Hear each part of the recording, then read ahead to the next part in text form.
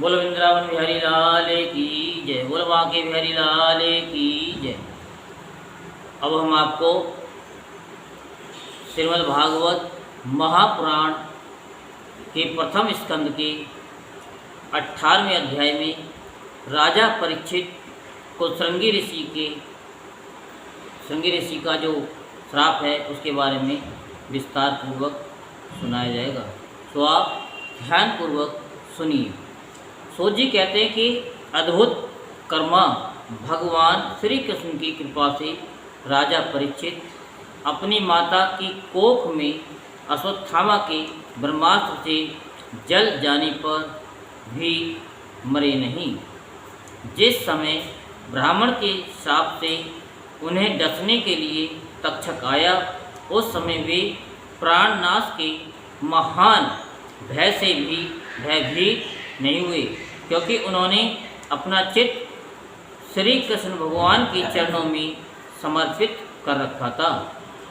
उन्होंने सबकी आसक्ति छोड़ दी, गंगा तट पर जाकर श्री सुखदेव जी से उपदेश ग्रहण किया और इस प्रकार भगवान के स्वरूप को जानकर अपने शरीर को त्याग दिया। जो लोग भगवान श्री कृष्ण की लीला कथा कहते रहते हैं, उस कथामृत का पान करते रहते हैं और इन दोनों ही साधनों के द्वारा उनके चरण कमलों का स्मरण करते रहते हैं, उन्हें अंत काल में भी मोह नहीं होता।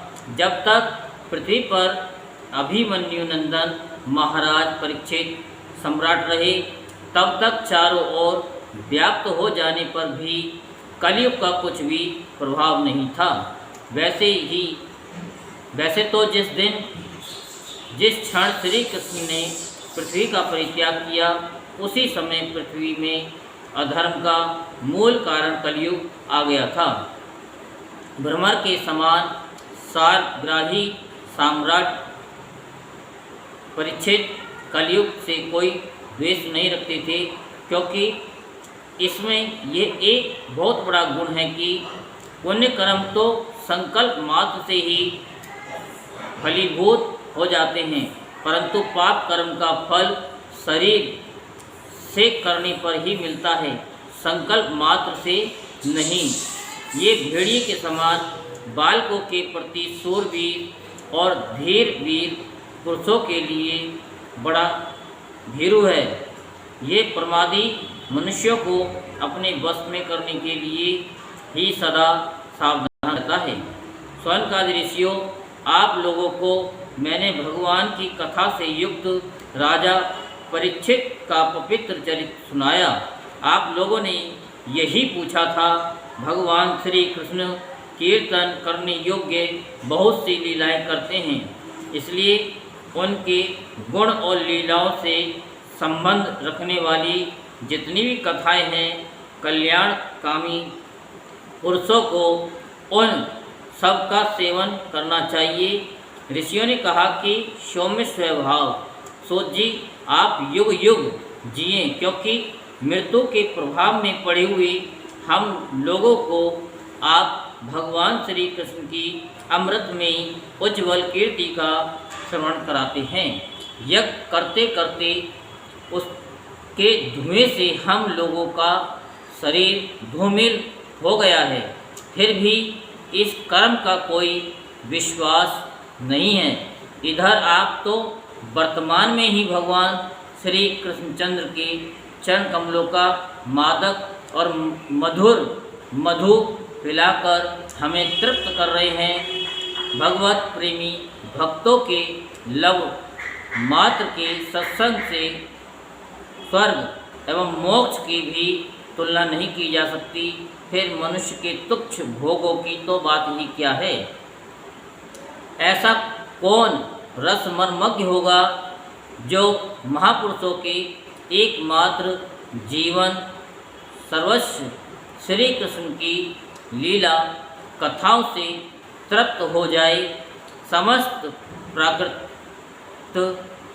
गुणों से अतीत भगवान के अचिंत्य अनंत कल्याण में गणों का पार तो ब्रह्मा शंकर आदि बड़े बड़े योगेश्वर भी नहीं पा सके। विद्वान, आप भगवान को ही अपने जीवन का ध्रुव तारा मानते हैं, इसलिए आप सत्पुरुषों के एकमात्र आश्रय भगवान के उदार और विशुद्ध चरित्रों का हम श्रद्धालु श्रोताओं के लिए विस्तार से वर्णन कीजिए। भगवान के परम प्रेमी महाबुद्धि परीक्षित ने श्री सुखदेव जी के उपदेश किए हुए जिस ज्ञान से मोक्ष स्वरूप भगवान के चरण कमलों को प्राप्त किया, आप कृपा करके उसी ज्ञान और परीक्षित के परम पवित्र उपाख्यान का वर्णन कीजिए, क्योंकि उसमें कोई बात छिपाकर नहीं कही गई होगी और भगवत प्रेम की अद्भुत योग निष्ठा का निरूपण किया गया होगा। उसमें पद पद पर भगवान श्री कृष्ण की लीलाओं का वर्णन हुआ होगा। भगवान के प्यारे भक्तों को वैसा प्रसंग सुनने में बड़ा रस मिलता है। सोजी कहते हैं कि विलोम जाति में उत्पन्न होने पर भी महात्माओं की सेवा करने के कारण आज हमारा जन्म सफल हो गया, क्योंकि महापुरुषों के साथ बातचीत करने मात्र से ही नीच कुल में उत्पन्न होने की मनोव्यथा शीघ्र ही मिट जाती है। फिर उन लोगों की तो बात ही क्या है जो सत्पुरुषों के एकमात्र आश्रय भगवान का नाम लेते हैं। भगवान की शक्ति अनंत है, वे स्वयं अनंत हैं। वास्तव में उनके गुणों की अनंतता के कारण ही उन्हें अनंत कहा गया है। भगवान के गुणों की समता भी कोई नहीं कर सकता, तब उनसे बढ़कर तो कोई हो ही कैसे सकता है।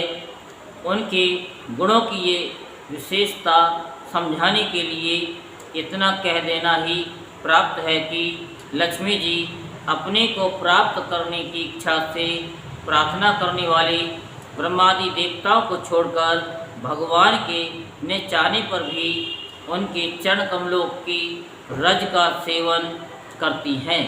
ब्रह्मा जी ने भगवान के चरणों का प्रक्षालन करने के लिए जो जल समर्पित किया था, वही उनके चरणनखों से निकलकर गंगा जी के रूप में प्रवाहित हुआ। ये जल महादेव जी सहित सारे जगत को पवित्र करता है। ऐसी अवस्था में त्रिभुवन में श्री कृष्ण के अतिरिक्त भगवान शब्द का दूसरा और क्या अर्थ हो सकता है। जिनके प्रेम को प्राप्त करके धीर पुरुष बिना किसी हिचक के देह के आदि की दृढ़ आसक्ति को छोड़ देते हैं और उस अंतिम परमहंस आश्रम को स्वीकार करते हैं, जिसमें किसी को कष्ट न पहुंचाना और सब ओर से उपशांत हो जाना ही स्वधर्म होता है। सूर्य के समान प्रकाशमान महात्माओं, आप लोगों ने मुझसे जो कुछ पूछा है वह मैं अपनी समझ के अनुसार सुनाता हूँ। जैसे पक्षी अपनी शक्ति के अनुसार आकाश में उड़ते हैं, वैसे ही विद्वान लोग भी अपनी अपनी बुद्धि के अनुसार ही श्री कृष्ण की लीला का वर्णन करते हैं। एक दिन राजा परीक्षित धनुष लेकर वन में शिकार खेलने गए हुए थे। हिरणों के पीछे दौड़ते दौड़ते वे थक गए और उन्हें बड़े जोर की भूख और प्यास लगी। जब कहीं उन्हें कोई जलाशय नहीं मिला, तब वे पास के ही एक ऋषि के आश्रम में घुस गए। उन्होंने देखा कि वहाँ आंखें बंद करके शांत भाव से एक मुनि आसन पर बैठे हुए हैं। इंद्रिय प्राण मन और बुद्धि के निरुद्ध हो जाने से वे संसार से ऊपर उठ गए थे। जागृत, सपन और सुषुप्ति, इन तीनों अवस्थाओं से रहित निर्विकार ब्रह्मरूप तुर्य पद में वे स्थित थे। उनका शरीर बिखरी हुई जटाओं से और कृष्ण मृग चर्म से ढका हुआ था। राजा परीक्षित ने ऐसी ही अवस्था में उनसे जल मांगा, क्योंकि प्यास से उनका गला सूखा जा रहा था। जब राजा को वहाँ बैठने के लिए तिनके का आसन भी न मिला, किसी ने उन्हें भूमि पर भी बैठने को न कहा। अर्घ और आदर भरी मीठी बातें भी कहाँ से मिलती। तब अपने को अपमानित सा मानकर वे क्रोध के वश हो गए। वे भूख प्यास से छटपटा रहे थे, इसलिए एकाएक उन्हें ब्राह्मण के प्रति ईर्ष्या और क्रोध हो आया। उनके जीवन में इस प्रकार का यह पहला ही अवसर था। वहाँ से लौटते समय उन्होंने क्रोधवश धनुष की नोक से एक मरा सांप उठाकर ऋषि के गले में डाल दिया। अपनी राजधानी में चले आए। उनके मन में ये बात आई कि इन्होंने जो अपने नेत्र बंद कर रखे हैं, सो क्या वास्तव में इन्होंने अपनी सारी इंद्रिय वृत्तियों का निरोध कर लिया है, अथवा इन राजाओं से हमारा क्या प्रयोजन है। यो सोचकर इन्होंने झूठ मूठ समाधि का ढोंग रखा है। उन समीक मुनि का पुत्र बड़ा तेजस्वी था। वह दूसरे यानी ऋषि कुमार के साथ पास ही खेल रहा था।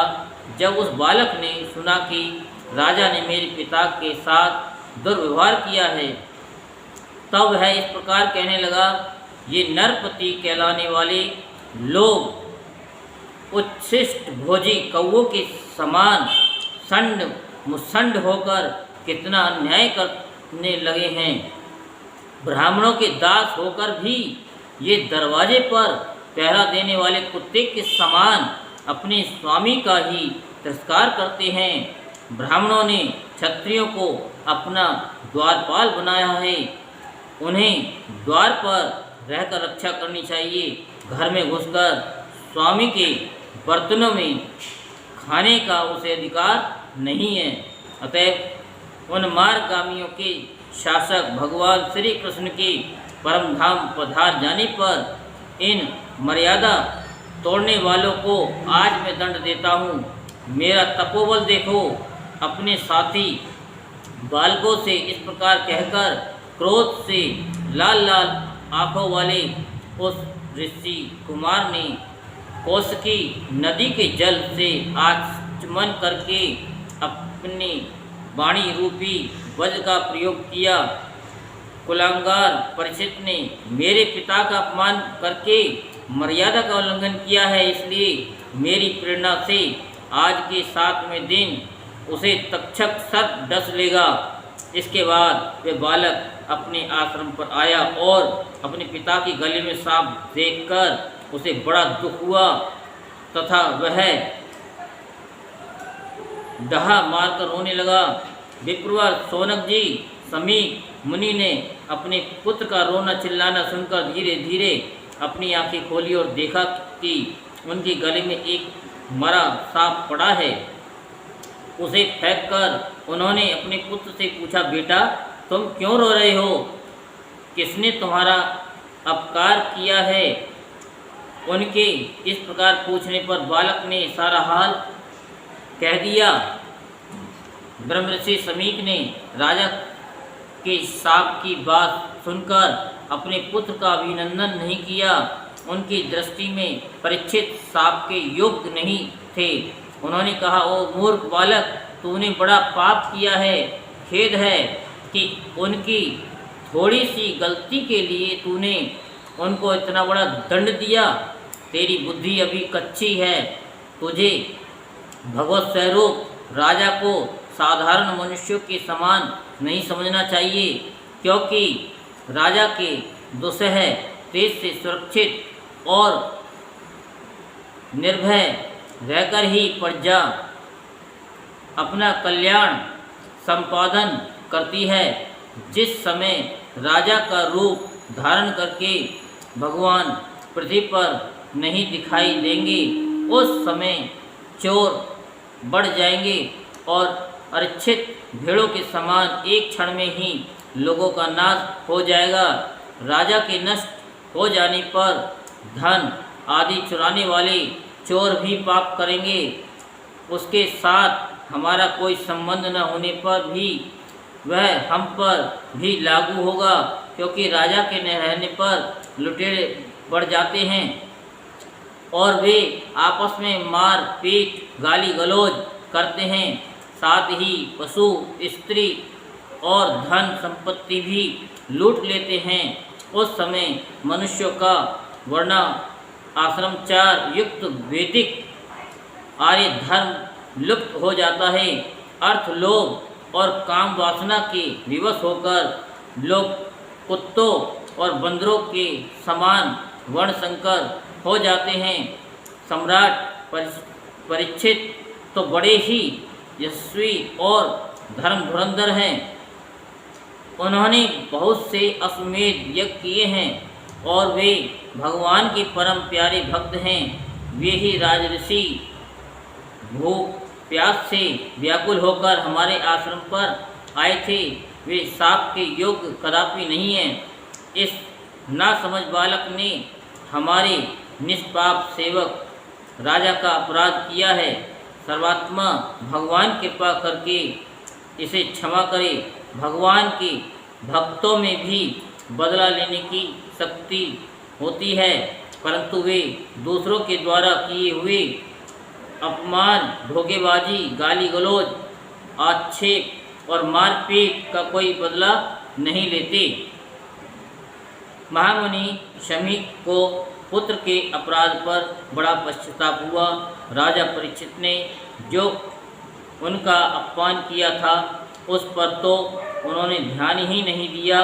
महात्माओं का स्वभाव ही ऐसा होता है कि जगत में जब दूसरे लोग उन्हें सुख दुखादि द्वंद्वों में डाल देते हैं तब वे ही प्राय हर्षित या व्यथित नहीं होते, क्योंकि आत्मा का स्वरूप तो गुणों से सर्वदा परे ही है। यहीं पर 18वां अध्याय संपूर्ण होता है। बोल वृंदावन बिहारी लाल की जय।